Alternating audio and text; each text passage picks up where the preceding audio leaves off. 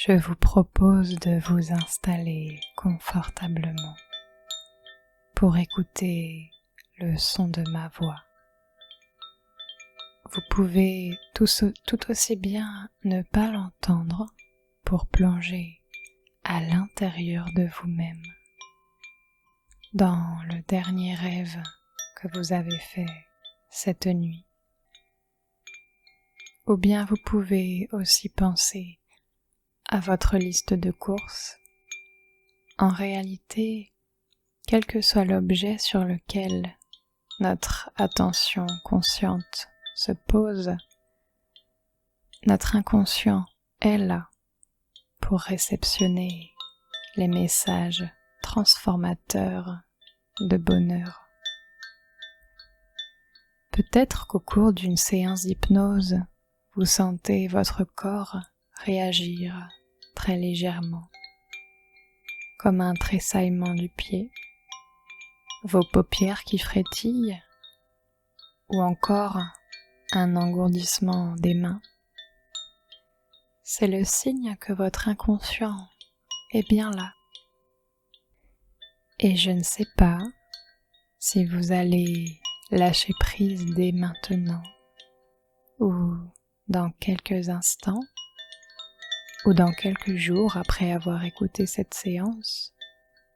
Nous pouvons laisser l'objectif derrière nous pour une fois, avec la certitude que tout est possible, que nous pouvons tout faire, tout réaliser. Peut-être que vous avez besoin de faire une pause maintenant.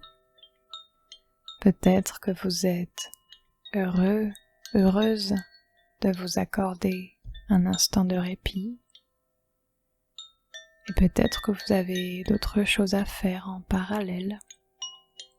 Alors je vous propose d'oublier le monde qui vous entoure pour plonger encore un peu plus en vous-même. Comme si vous partiez à la découverte d'un trésor avec la foi que vous l'avez déjà trouvé au fond. Alors si les mots se détendent dans votre état d'esprit, c'est que le chemin vers cet état de conscience modifié est en train d'être habité.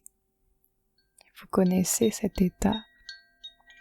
C'est le moment juste avant de s'endormir, quand le temps s'arrête et qu'on se sent lové dans un cocon de douceur, en sécurité, aimé et satisfait.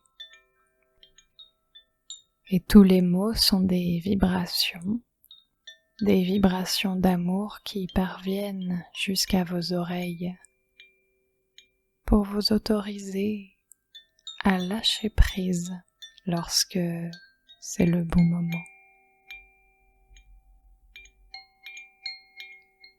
Cette première histoire est celle d'un homme qui avait décidé de faire de sa vie un voyage.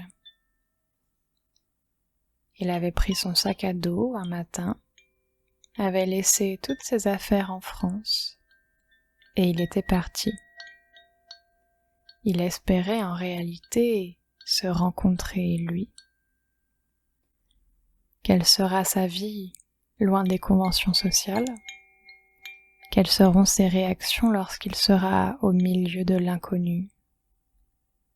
Quels seront ses choix lorsqu'il n'y aura pas d'autre but à atteindre que la joie dans l'instant présent? Alors cet homme avait réappris à observer les choses autour de lui, comme les enfants savent le faire.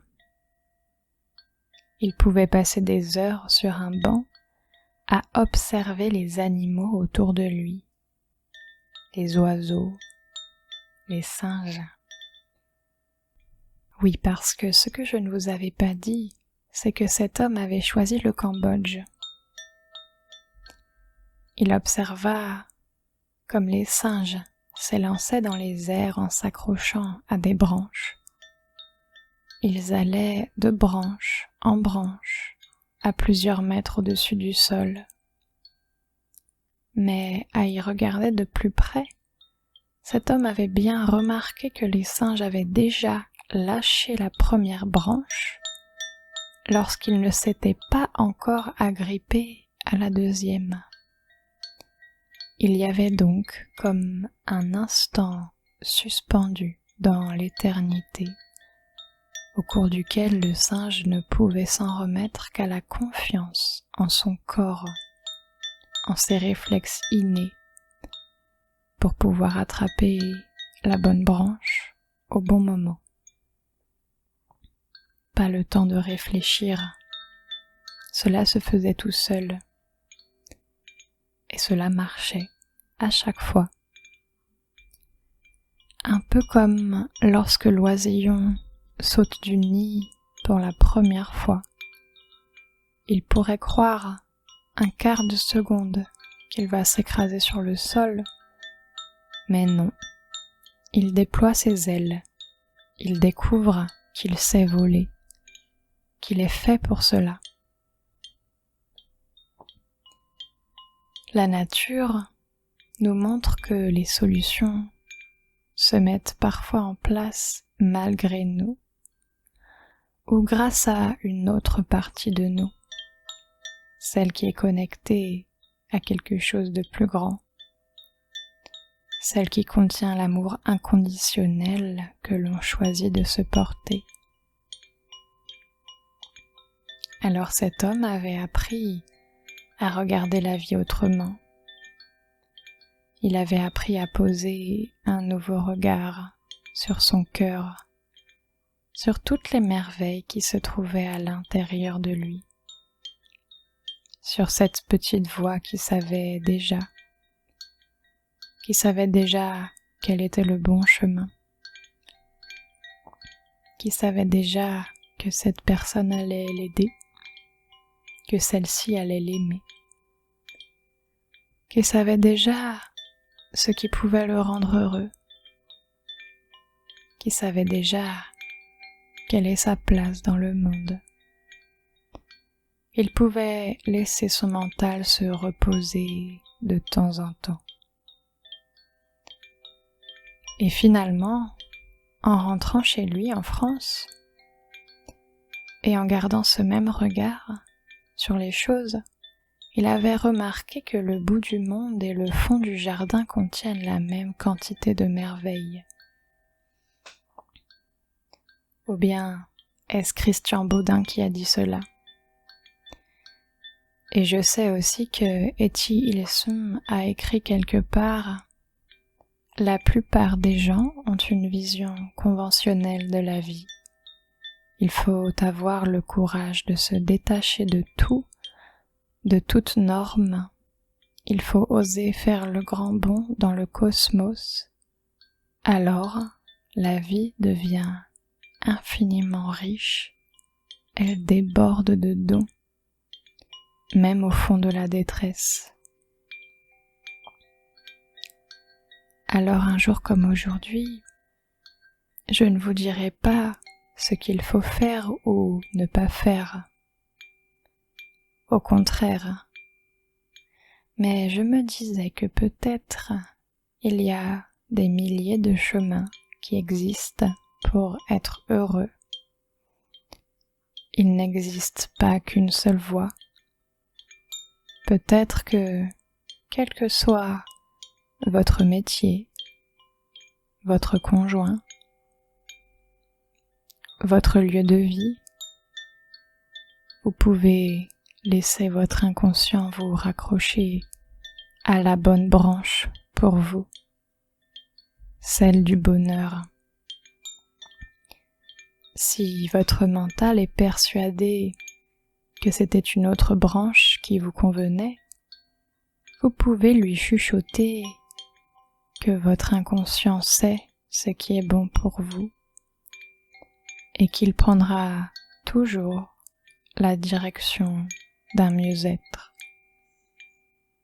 Et comme la vie est un mouvement perpétuel vous quitterez sûrement cette branche pour de nouveau vous abandonner à un nouveau saut piloté par votre inconscient. Vous pouvez vous libérer du besoin de contrôler en confiance, car vous vous aimez et cela est suffisant.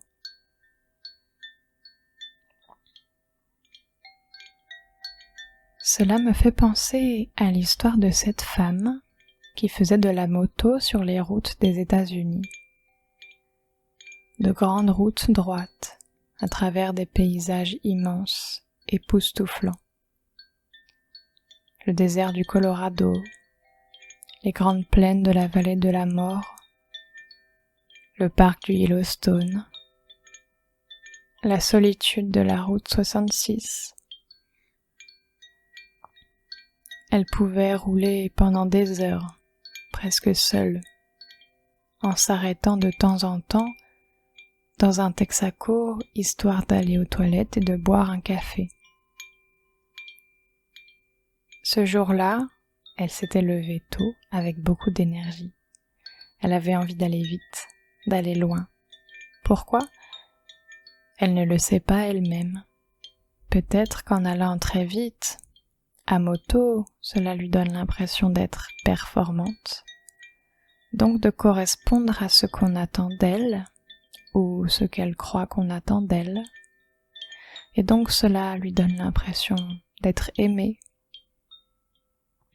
Mais finalement, ce n'est qu'une croyance, car au fond, elle sait qu'elle est aimée, quoi qu'il arrive, de manière inconditionnelle, d'abord par elle-même.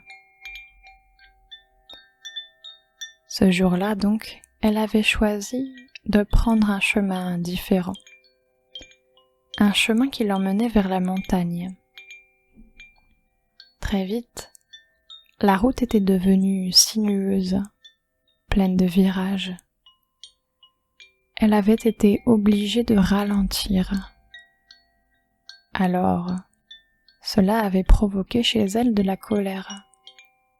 Elle avait observé cette colère en elle, avec tendresse et douceur. Peut-être que la colère cachait en réalité une peur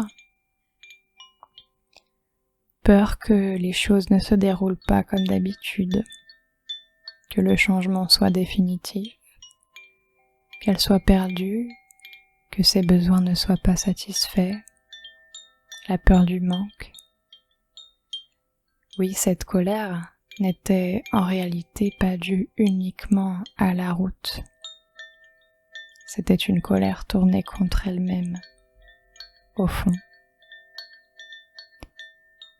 Peut-être qu'elle avait peur de la fin de quelque chose, parce qu'on croit qu'il n'y a rien après, alors on se sent déconnecté de tout, seul.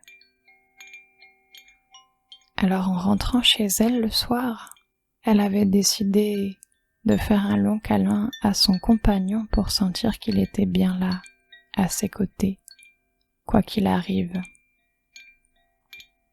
C'est ok, parfois, d'avoir besoin de soutien, de quelqu'un à ses côtés. Et elle avait choisi d'utiliser toute cette énergie de colère pour en faire une énergie de création et dessiner la vie de ses rêves. Alors un jour comme aujourd'hui, vous pouvez choisir de vous libérer des peurs. Vous pouvez accueillir ces peurs avec bienveillance. Elles ont le droit d'exister. Toutes les parties de vous ont le droit d'exister, d'être aimées.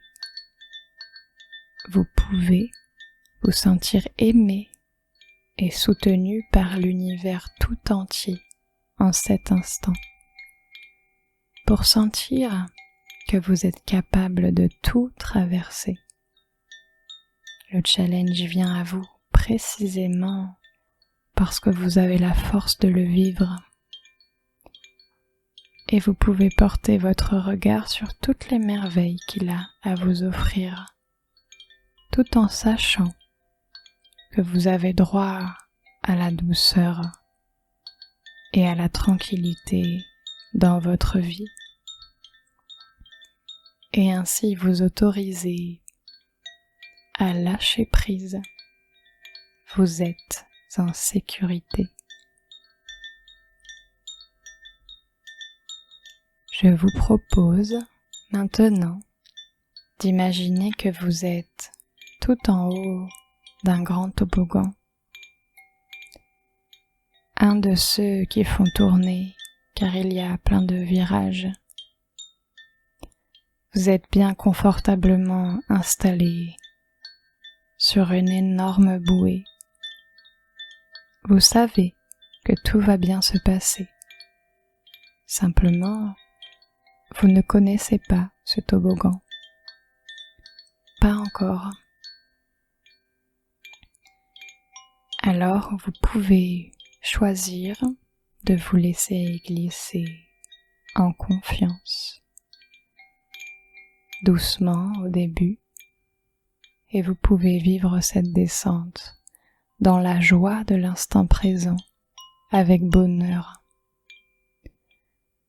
Et voilà que vous vous rendez compte que vous êtes sain et sauf. Vous arrivez au bout, en parfaite sécurité, en ayant beaucoup rigolé. Désormais, le besoin excessif de tout contrôler s'est terminé. Désormais, vous vous autorisez à lâcher prise lorsque c'est le bon moment. Vous vous laissez porter par la vie. Vous prenez confiance en vous, en votre instinct pour vous guider vers le bonheur. Je vous propose de vous imaginer dans quelques jours, heureux, heureuse de constater que vous vivez l'instant présent de manière complètement sereine,